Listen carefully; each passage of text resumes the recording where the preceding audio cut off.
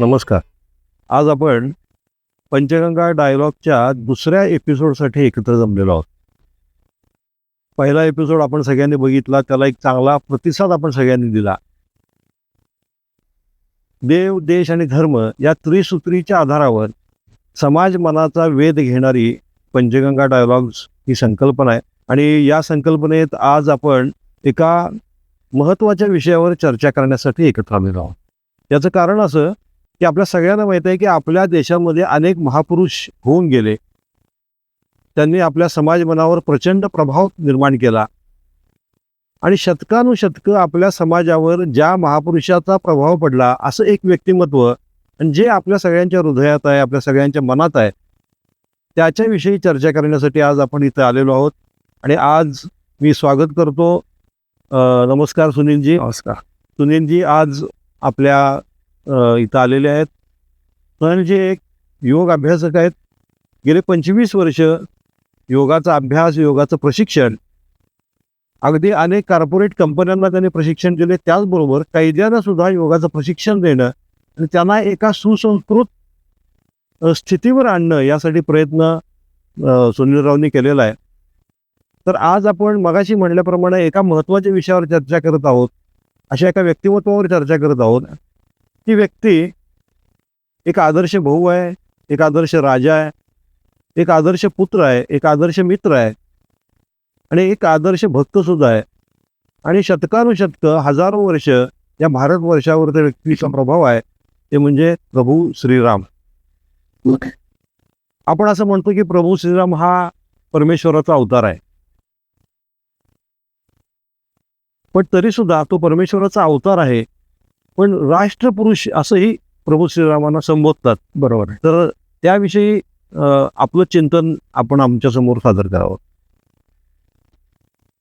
एक तर सुरुवातीला सगळ्यांना रामनवमीच्या शुभेच्छा. संपूर्ण रामायण एका श्लोकामध्ये सांगितलेला आहे. तो श्लोक मी सुरुवातीला सांगतो आणि मग आपल्या चिंतनाकडे आपण वळूया. तो श्लोक आहे, आदौ राम तपोवनादिगमन हत्वा मृगम कांचनम वैदेही हरणम जटायुमरणम सुग्रीव संभाषणम वाली निर्दलनम समुद्रतरणम लंकापुरी दाहनम पश्चात रावण कुंभकर्ण हननम एतद्दि रामायणम. एका श्लोकामध्ये संपूर्ण रामायण आणि रामकथा याचं वर्णन केलेलं आहे. आणि आत्ता तुम्ही म्हटला त्याप्रमाणे आपण रामायणाचे खरं अभ्यासक आहोत का, तर खरोखर मी सांगतो, मी स्वतः काही रामायणाचा फार मोठा अभ्यासक आहे असं नाही. पण आपल्या देशामध्ये अनेकांना रामकथा आणि रामायण आणि रामाचं चरित्र यातून अनेकांना प्रेरणा मिळालेली आहे. बरोबर. आणि त्याचबरोबर असं आहे की प्रभू रामचंद्रांच्या जीवनामध्ये जसं एखाद्या माणसाच्या जीवनामध्ये सुखदुःख असतात, तशी सुखदुःख संकट आलेली आहेत आणि त्या सगळ्यामध्ये ते धीरोदात्तपणानं उभारलेले आहेत. आणि त्यामुळं राम हा भारतीय मनाला, भारतीय जनमानसाला आपला आणि जवळचा वाटतो. बरोबर. याचं कारण की जसं मानवी जीवनामध्ये सुखदुःख संकट येतात, ती रामाच्या जीवनामध्ये सुद्धा आलेली आहेत. आणि तशी सुखदुःख म्हणजे एका बाजूला ते परब्रह्म परमात्मा आहे, पण परब्रह्म परमात्मा मनुष्य देहामध्ये आल्यानंतर मनुष्य देहामध्ये असणारी जी सुखदुःख आहेत, ती सगळी सुखदुःख आणि संकट त्यांच्या जीवनामध्ये सुद्धा आलेली आहेत, ती जी सामान्य माणसाच्या जीवनामध्ये येतात. आणि त्याला त्यांनी धीरोदात्तपणानं, संयमानं तोंड दिलेलं आहे. त्यावेळेला ते ठामपणानं उभारलेले आहेत. आणि त्यामुळं राम हा आपल्याला एक प्रेरणा पुरुष वाटतो. बरोबर. आणि रामाच्या जीवनाकडं, रामकथेकडं अनेकांचा वेगवेगळा दृष्टिकोन आहे पाहण्याचा. म्हणजे संतांनी त्याच्याकडं अध्यात्म या दृष्टिकोनातनं बघितलं, फक्त या दृष्टिकोनातनं पाहिलं.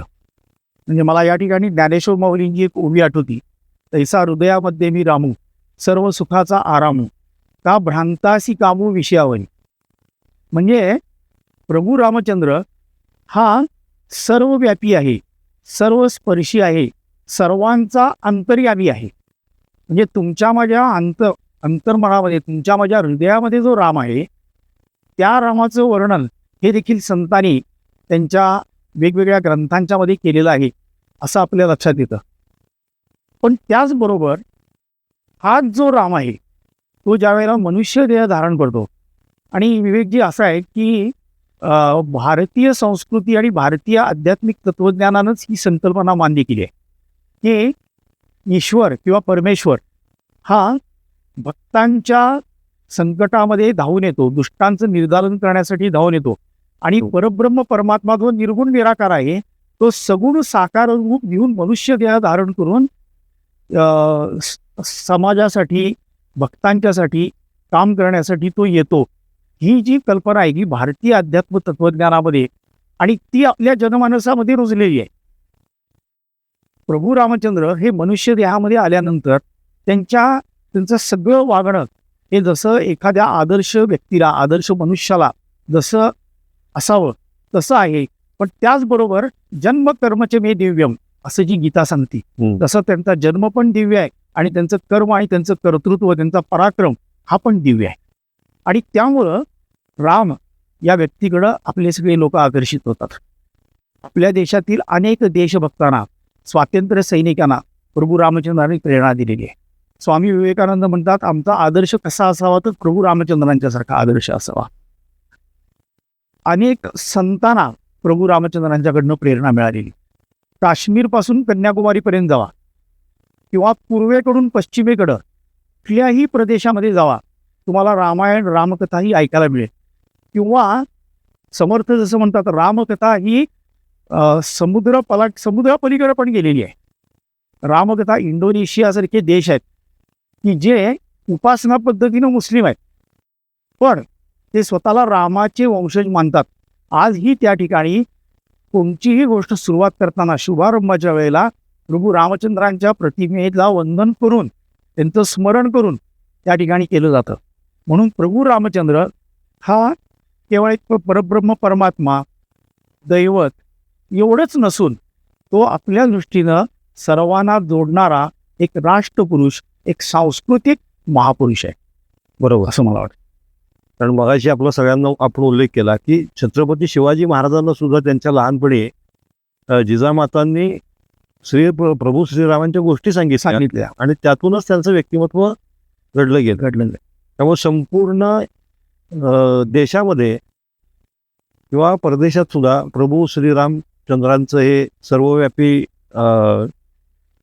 अस्तित्व आज सुद्धा 1000 वर्ष झाली किती हजार वर्ष झाली त्याबद्दल एक चर्चा आहे. पण हजारो वर्षानंतर सुद्धा हा प्रभाव त्यामुळंच त्यांच्या आदर्श असल्यामुळंच आपल्या सगळ्यांच्यावर टिकून आहे. एक विषय मला आठवला म्हणून सांगतो की प्रभू रामचंद्राला दशरथपुत्र राम आहे. दशरथाला आपल्या मुलाचं नाव राम का ठेवावं असं वाटलं असेल. कारण याचा अर्थ राम नाम हे त्याच्या पूर्वी आहे. म्हणजे राम नामाचा प्रभाव हा म्हणजे वाल्मिकी जे रत्नाकर जो कोळी होता तो वाल्याचा वाल्मिकी झाला रामनामामुळं. आणि वाल्मिकींनी रामायण अगोदर लिहिलंय आणि परब्रह्म परमात्मा रूप असणारा प्रभू रामचंद्र त्यानं मनुष्य देह धारण करून जसं वाल्मिकींनी रामायण लिहिलंय तसं वर्तन केलंय. की अतिशय एक आगळा वेगळा दृष्टिकोन यामध्ये आपल्या लक्षात येतो. मग मलाही कधी कधी असं मनामध्ये येतं की दशरथाला आपल्या पुत्राचं राम नाव हे राम का ठेवावं असं वाटलं असावं. किंवा त्याच्याही अगोदर म्हणजे त्या शिवधनुष्य पेलण्याचा स्वयंवराचा जो प्रसंग आहे त्या स्वयंवराच्या प्रसंगामध्ये परशुरामांचा उल्लेख आहे. मग परशुराम हे प्रभू रामचंद्रांच्या अगोदर आहेत. हो बरोबर. मग त्यांचं नाव सुद्धा परशुराम आहे. आपल्याकडं लक्षात येईल की आपल्याकडं नावं ठेवत असताना की तुकाराम, धोंडीराम, दासराम, रामलू, रामाराम किंवा रामण्णा, रामारेड्डी सगळी जी नावं आहेत ती आपल्या लक्षात येईल. किंवा उत्तरेकडे गेलो तर रामलाल नाव आहे. म्हणजे प्रत्येकामध्ये राम हे नाव ठेवण्याची एक संस्कृती आहे.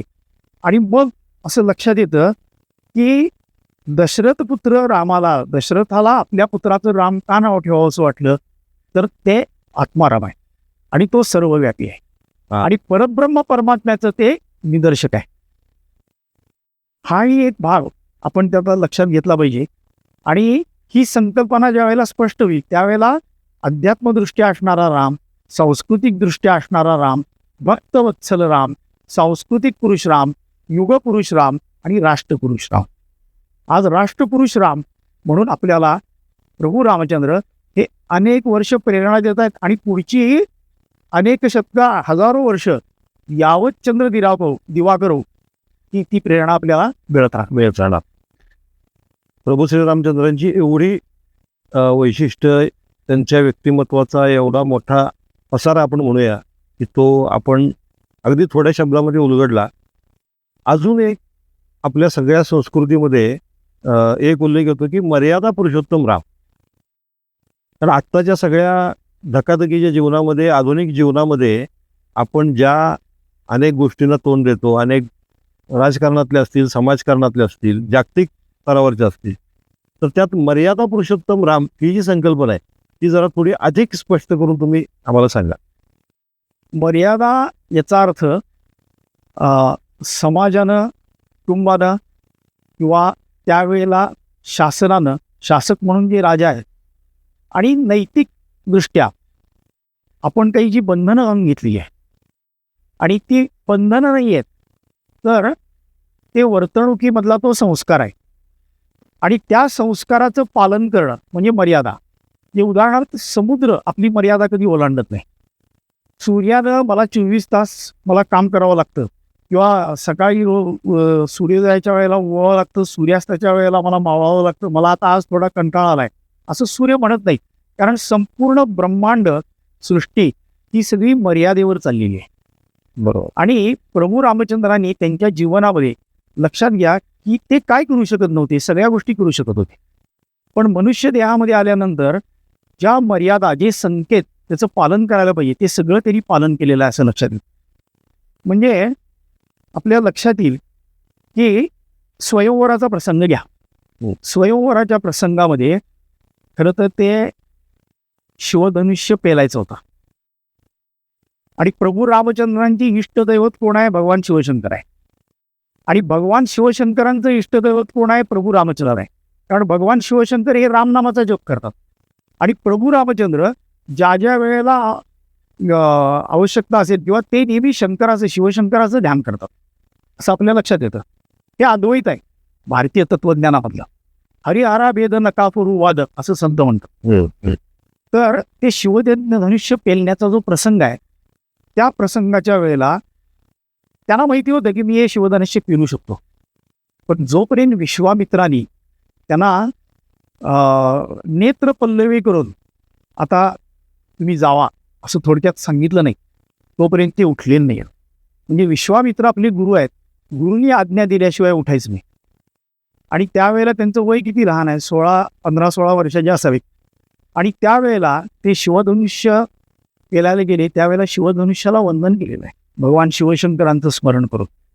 आणि शिवधनुष्य ते सहज उचलू शकत होते, पण ते उचलण्यापूर्वी सुद्धा पुन्हा विश्वामित्रांना वंदन करून विश्वामित्रांची परवानगी घेऊन मग त्यांनी शिवधनुष्य पेललं आणि त्याला प्रत्यंच्या जळ लावली. आणि तो पुढचा इतिहास सगळ्यांना माहिती आहे. मला इतिहास हा शब्द या ठिकाणी आला. रामायण हा आपला इतिहास आहे, बरोबर. ते मिथक नाही आहे, हे लक्षात घेतलं पाहिजे. महाभारत हा आपला इतिहास आहे. आजकाल काय झालेलं आहे की पुराणातली वांगी पुराणात असं म्हणायची पद्धत आहे. खरं तर ती वांगी नाही आहेत, वानगी आहे. पुराणातली वानगी पुराणात, म्हणजे पुराणामध्ये वानगी याचं उदाहरण, दृष्टांत दिलेले आहे पुराणामध्ये आहेत असं म्हणतात. पण अलीकडं वांगी हा शब्द वापरतात. खरं तर रामायण आणि महाभारत ही केवळ पुराण नाही आहे, तर तो इतिहास आहे. आणि हा इतिहास म्हणून आपण त्याच्याकडे पाहिलं पाहिजे. प्रभू रामचंद्रांनी ज्या ज्या वेळेला कोणताही प्रसंग असू दे त्या वेळेला त्यांनी आपली मर्यादा ओलांडली. लक्षात येतं की ज्या वेळेला त्यांना दशरथानी दुसऱ्या दिवशी राज्याभिषेक होणार आणि राज्याभिषेक होत असताना त्यांना वनवास घडला. आणि त्यांना वनवासाला जायचं सांगितलं. राज्याभिषेक उद्या करायचा युवराज म्हणून तेही त्याने आनंदानं स्वीकारलं. आणि वनवास ज्या वेळेला सांगितला तोही त्यांनी आनंदाने स्वीकारला. म्हणजे बाह्य परिस्थिती कशीही असली तरी सुद्धा स्वतःची मनस्थिती ही त्यांनी बिघडू दिली नाही. हे त्यांच्या जीवनातलं वैशिष्ट्य आहे आणि त्यामुळं ते मर्यादा पुरुषोत्तम आहेत.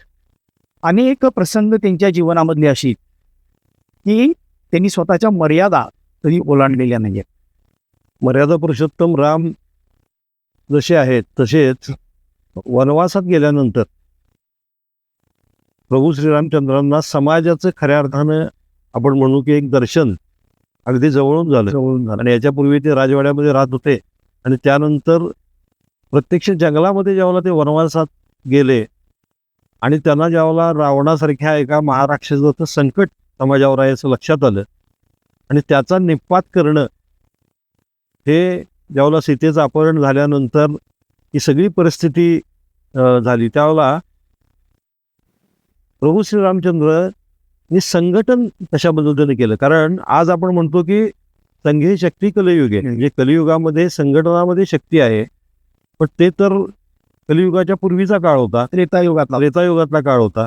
आणि त्या काळामध्ये समाजाचं संघटन प्रभू श्रीरामचंद्रांनी केलं. त्यामुळे संघटक म्हणून त्याच्यावर काय प्रकाश टाकाल तुम्ही? एकतर सुरुवातीलाच आपला विषय झाला की त्यांचा पराक्रम कर्तृत्व एवढं होतं की ते काहीही करू शकत होते. मला एक प्रसंग त्याच्या अगोदरचा सांगायचा आहे. म्हणजे राजदरबारामध्ये ज्या वेळेला विश्वामित्र आले, संपूर्ण रामायण आणि रामायणातल्या ज्या व्यक्तिरेखा आहेत त्या सगळ्या व्यक्तिरेखा या खरं तर मर्यादा पाळणार आहेत. मर्यादा पाळणाऱ्याच त्या व्यक्तिरेखा आहेत.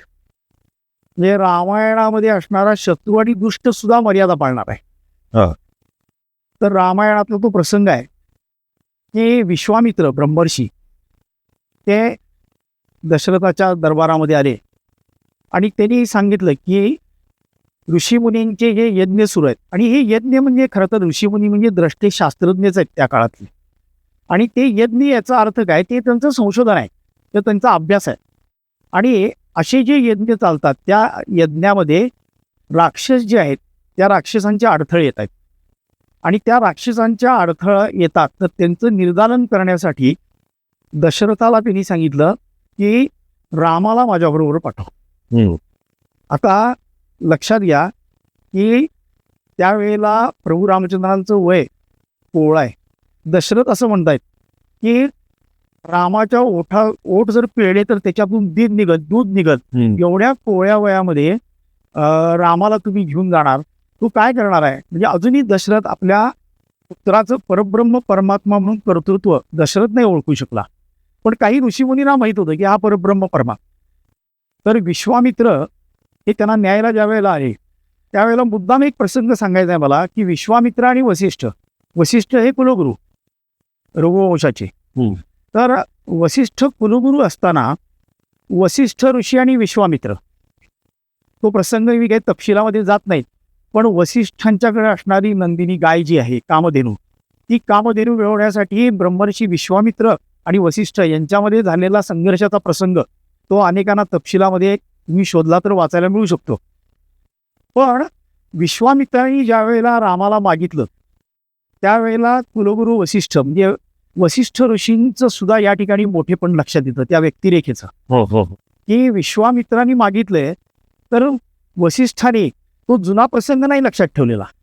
तर वसिष्ठाने दशरथाला सांगितले विश्वामित्र ज्या अर्थी मागतायत त्या अर्थी ते समाजाच्या कल्याणाचा आहे, समाजाच्या हिताचा आहे, आणि यासाठी तू रामाला त्यांच्याबरोबर पाठव. हे मला मुद्दाम सांगायचं आहे याचं कारण त्या दोघांचा संघर्ष काही काळापूर्वी झालेला आहे, पण संघर्ष विसरून वसिष्ठ हे विश्वामित्रांच्याकडं रामाला पाठव असं म्हणतात. म्हणजे रामायणामध्ये सगळ्या व्यक्तिरेखांनी स्वतःच्या मर्यादा पाळलेल्या आहेत. दुसरं, वनवासामध्ये गेल्यानंतर ज्या वेळेला निषादराज गुहे जो आहे त्या राजाला प्रभू रामचंद्रांनी आलिंगन दिलेलं आहे. म्हणजे एक अयोध्येचा युवराज की जो कदाचित राज्याभिषेक झाला असता तर तो राजा होणार आहे, तर त्यांनी त्या निषाद राजाला आलिंगन दिले त्या काळची जी सामाजिक एकूण असणारी स्थिती लक्षात घेता एका राजानं निषाद असणाऱ्या गुहाला आलिंगन देणं, त्याच्यामध्ये मित्रत्व निर्माण करणं, त्याच्यामध्ये प्रेम निर्माण करणं, जे माऊलीने म्हणले ये हृदयीचे ते हृदयी होतले, हे सहजगत्या प्रभू रामचंद्रांनी साध्य केले असं लक्षात येईल. दुसरं त्याच्याही पुढे जाऊन म्हणजे विभिन्न प्रदेशामध्ये, विभिन्न ज्ञातींच्या मध्ये, विभिन्न वेगवेगळ्या समाज हे जे राहणारे होते त्या सगळ्यांना प्रभू रामचंद्रांनी बरोबर घेतले.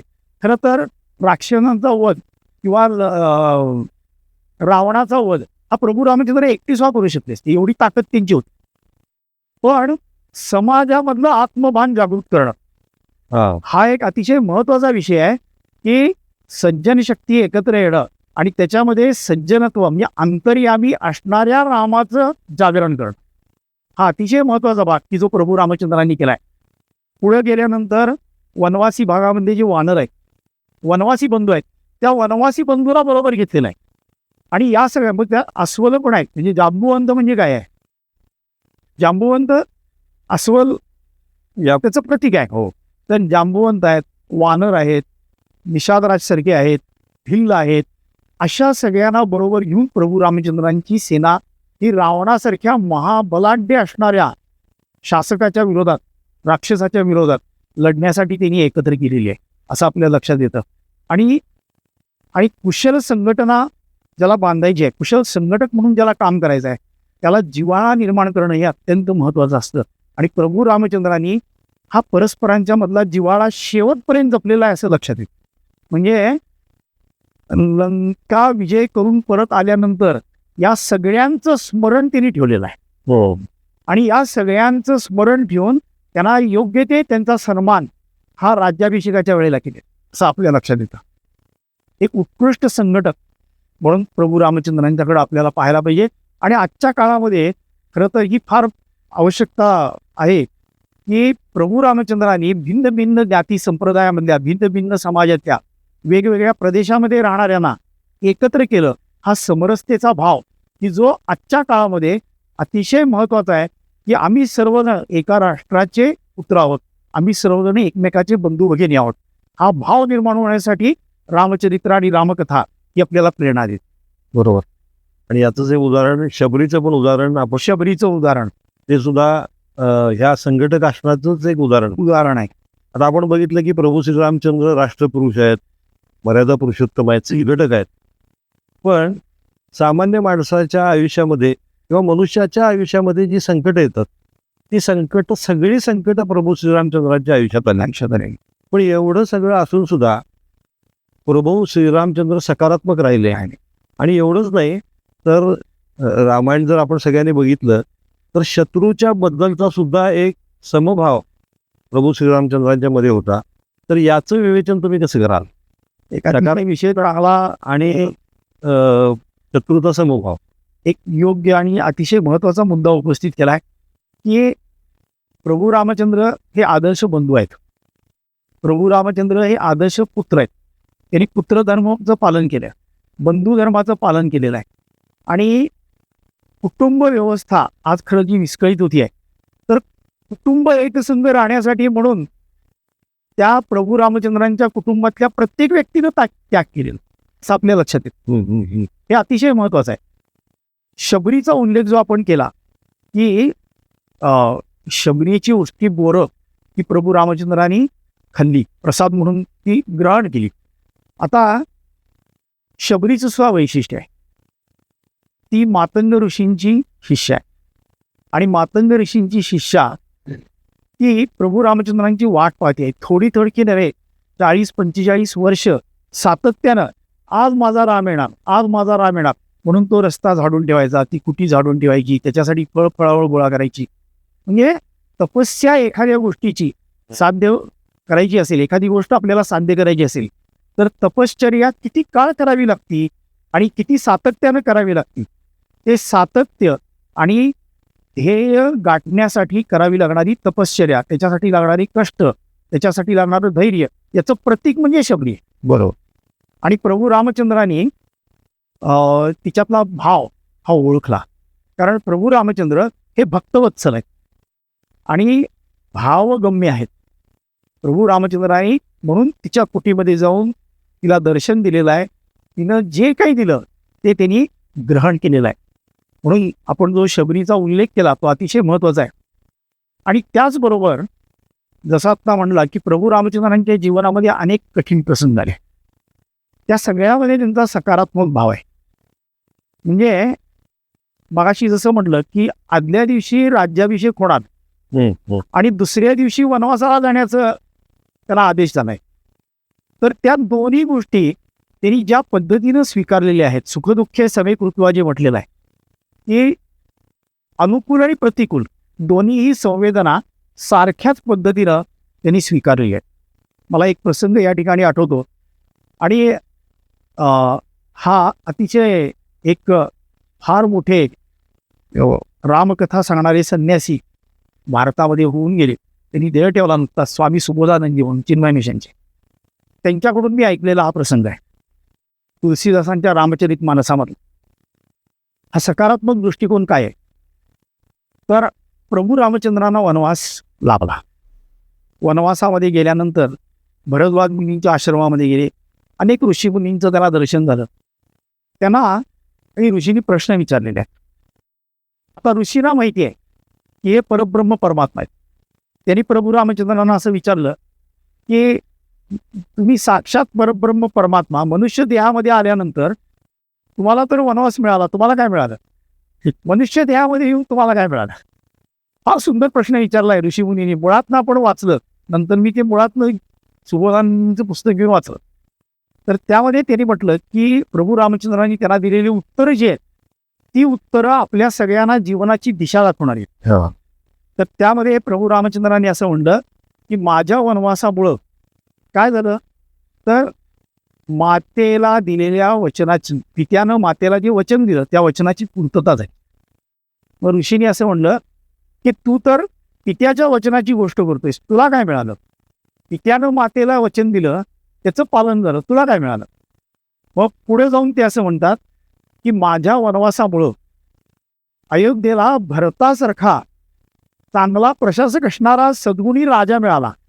म्हणजे बघा, यांना वनवासामध्ये जावं लागले, भरताला राज्य मिळाले, तर त्याच्याबद्दल वैषम्य नाही, द्वेष नाही, मत्सर नाही, तर बंधुभाव किती जिव्हाळा निर्माण केली झालेला आहे की भरत हा काय आहे, भरत माझा बंधू आहे आणि तो सद्गुणी आहे, तो चांगला प्रशासक आहे आणि असा चांगला प्रशासक राजा अयोध्येला मिळाला.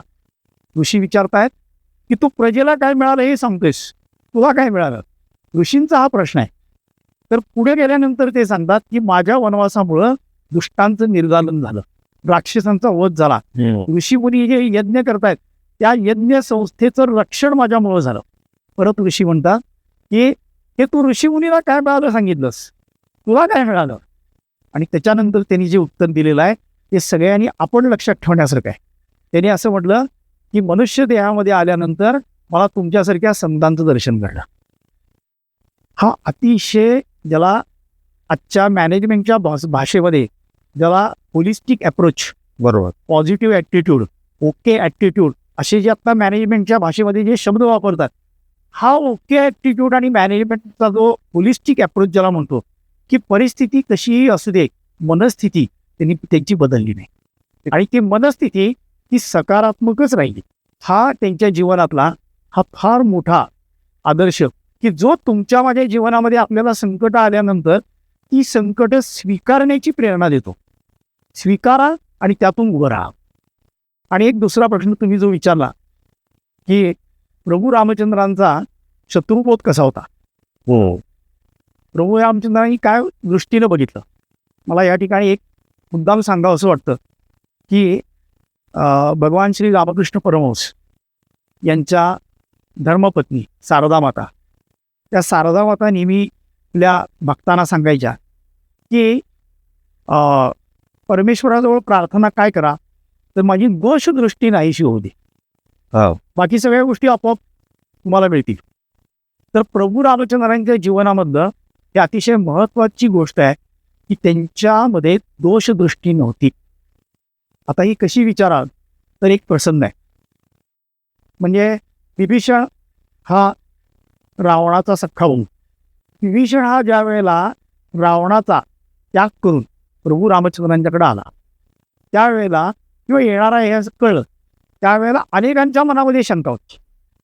मग अंगद असेल, हनुमंत असतील, लक्ष्मणजी असतील, या सगळ्यांच्या, सुग्रीव असतील, या सगळ्यांच्या मनामध्ये शंका होती की विभीषण आपल्याकडे येतोय हे नाटक आहे, तो हेर म्हणून येतोय. पण प्रभू रामचंद्र असं म्हणतात की तो एकदा शरण येतोय म्हणून म्हणला ना, कारण प्रभू रामचंद्रांना माहित होतं की विभीषण हा रामनामाचा जप करणारा भक्त आहे. प्रभू रामचंद्र हे भक्तवत्सल आणि शरणागत वत्सल आहे. जो शरण आलेला आहे त्याला अभय देणं. आणि प्रभू रामचंद्रांचा हा दृष्टिकोन आपल्या लक्षात येईल की विभीषण हा प्रभू रामचंद्रांच्याकडे आला, त्याला शरण दिलं आणि विभीषणानं राम कार्यासाठी स्वतःचं जीवन पुढचं समर्पित केले, हे आपल्याला लक्षात येतं. म्हणजे जो शत्रूकडचा असला तरी सुद्धा त्याच्याबद्दलचा दोषदृष्टीचा भाव न ठेवणं. एवढंच काय, रावणाबद्दल सुद्धा त्यांच्या मनामध्ये दोषदृष्टी नव्हती. हे फार महत्वाचं आहे. म्हणजे रावण वध झाल्यानंतर आपल्याला लक्षात येईल की रावण पडला दशानन, त्यावेळेला भगवान श्रीराम, प्रभू रामचंद्र हे लक्ष्मणजीला सांगतायत की लक्ष्मणा, रावण हा दशग्रंथी ब्राह्मण आहे, अत्यंत विद्वान आहे, अत्यंत ज्ञानी आहे, तो शिवभक्त आहे. त्यानं भगवान शिवशंकरांना प्रसन्न करून घेतलेला आहे.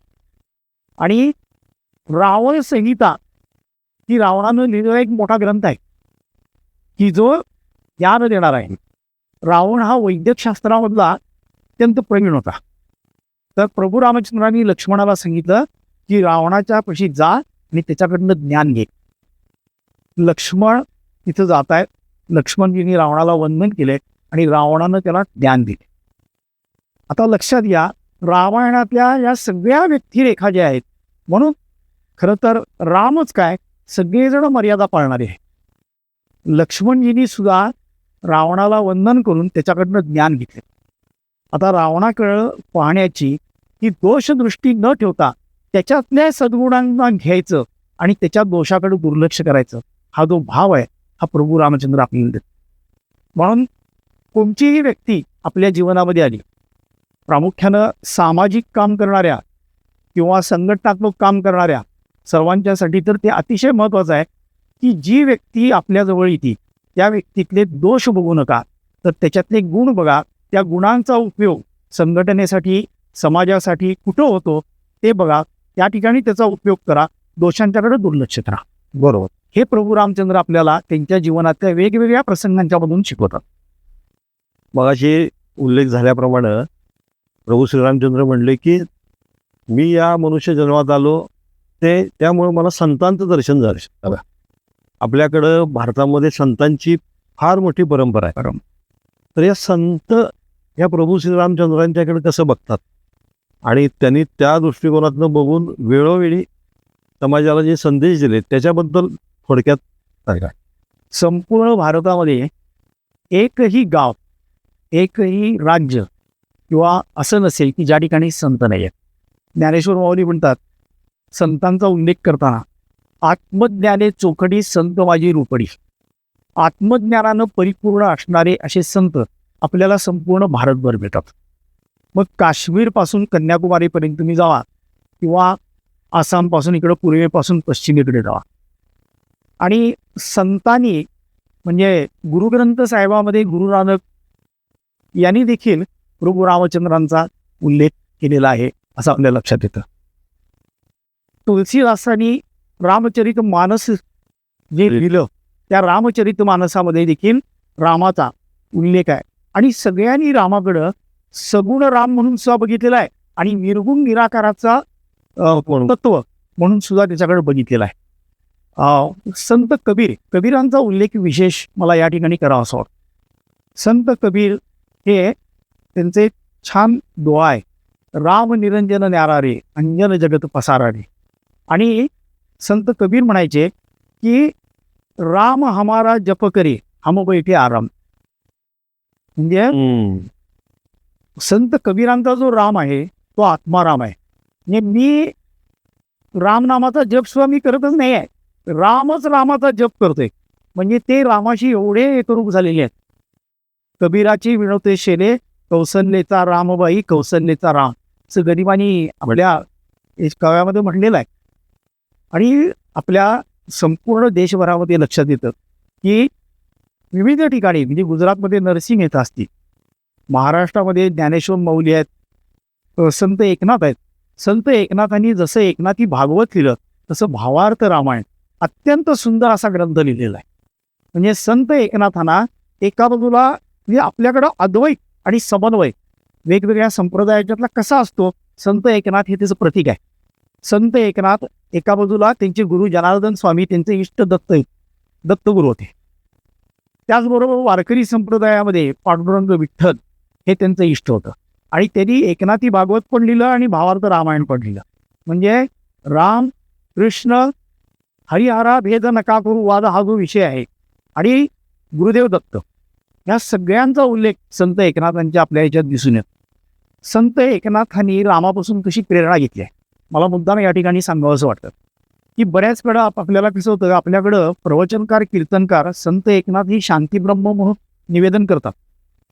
पण संत एकनाथांनी ज्या वेळेला वेळ आली आणि प्रसंग आला त्यावेळेला हातामध्ये ढाल तलवार घेतलेली आहे. हे अनेकांना माहिती नाही आहे. संत एकनाथांचं चरित्र वाचलं तर लक्षात येतं, म्हणजे रामापासून संतांना प्रेरणा कशी मिळते. बरोबर. की ज्या वेळेला आवश्यक आहे त्यावेळेला शस्त्र हातात घेतलं पाहिजे. ज्या वेळेला सुलतानाचं आक्रमण झालं होतं देवगिरीच्या किल्ल्यावर, त्यावेळेला त्यांचे गुरु जनार्दन स्वामी हे विशेष उपासना आणि ध्यानामध्ये मग्न होते. त्यावेळेला संत एकनाथांनी, त्यावेळी ते एकोबा, अजूनही ते संत व्हायचे होते, त्यांना एकोबा म्हणायचे, तर एकोबा हे स्वतः घोड्यावर बाण टोकली, हातात ढाल तलवार घेतली आणि सैन्याचं नेतृत्व करून आलेलं आक्रमण परतवून लावले. म्हणजे संत एकनाथ एका बाजूला शांतीब्रह्म होते, त्यांची शांती कधी ढळली नाही. पण त्याचबरोबर ज्या वेळेला परकीय आक्रमण झाली त्यावेळेला गरज पडेल त्यावेळेला हातात ढाल तलवार सुद्धा घे. हे जे आमच्या संतांचं वैशिष्ट्य आहे, ही रामापासून घेतलेली प्रेरणा. गुजरातमध्ये नरसिंह मेहता आहेत, किंवा कर्नाटकामध्ये देखील पुरंदरदासांच्या सारखे आहेत. ह्या सगळ्यांनी रामापासून प्रेरणा घेतलेली आहे. तामिळी रामायण, तेलुगू रामायण, कदंब रामायण, रामायणाचे वेगवेगळ्या भाषांच्यामध्ये वेगवेगळ्या पद्धतीनं, जसं आपल्याकडे भावार्थ रामायण आहे तशी वेगवेगळे ग्रंथ आहेत. वाल्मिकी रामायण हा आधारभूत ग्रंथ आहे, अध्यात्म रामायण हा आधारभूत ग्रंथ आहे. पण अनेक संतांनी आपल्याला भावलेले राम हे आपल्या पद्धतीनं त्यामध्ये मांडलेले आहेत असं आपल्याला लक्षात येतं. रामायण जेवढं वाचल तेवढं कमी असतं. रामाची प्रेरणा आपल्याला जेवढी मिळेल तेवढीही कमी असते. त्यामुळं हा प्रभू श्रीरामचंद्रांचा विषय हा काही एका तासामध्ये मांडण्याचा विषय नाही आहे, न संपणारा विषय आहे, सगळ्यांना आवडीचा विषय आहे. पण या रामनवमीच्या निमित्तानं आम्ही हा विषय थोड्या प्रमाणात आपल्यापर्यंत पोहोचवण्याचा प्रयत्न केला. पंचगंगा डायलॉगच्या माध्यमातून इथून पुढेही मी अशा पद्धतीच्या ज्याला आपण म्हणतो आपला इतिहास आहे, आपली संस्कृती आहे, आपला धर्म आहे, आपला देश आहे, यामधले अनेक विषय आपल्यापर्यंत पोचवत राहू.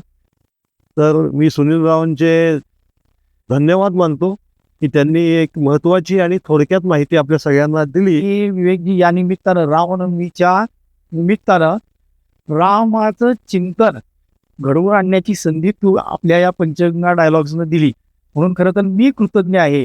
एकच विषय मला फक्त सांगायचा आहे, रामो विग्रहवान धर्म. राम हा धर्माचं मूर्तिमंत असं रूप आहे. म्हणून आपल्या लक्षात येतं की आपण दैनंदिन जीवनामध्ये सुद्धा एखाद्या व्यक्तीला यश आलं तर याच्या जीवनात काहीतरी राम आहे असं म्हणतो, किंवा एखाद्या व्यक्तीला अपयश आलं किंवा तू वेडावाकडा वागत असेल तर आपण म्हणतो याच्या जीवनात राम नाहीये. म्हणजे राम हे आमच्या जीवनाशी एकरूप झालेलं तत्व आहे. आणि भारतीय, केवळ भारतीय नव्हे तर आपल्या लक्षात येईल की आता ही रामकथा समुद्रापल्याड गेलेली आहे आणि अनेकांनी ही रामकथा आदर्श म्हणून स्वीकारलेली आहे. त्याप्रमाणे आचरण करण्याचा अनेक जण प्रयत्न करतात. त्यामुळे या निमित्तानं आपणही प्रभू श्रीरामचंद्रांचा आशीर्वाद घेऊया आणि त्याप्रमाणे वागण्याचा प्रयत्न करूया. आम्ही आत्ता इथं थांबतो. पुन्हा भेटूया दुसऱ्या वेगळ्या कार्यक्रमात. धन्यवाद. जय श्रीराम.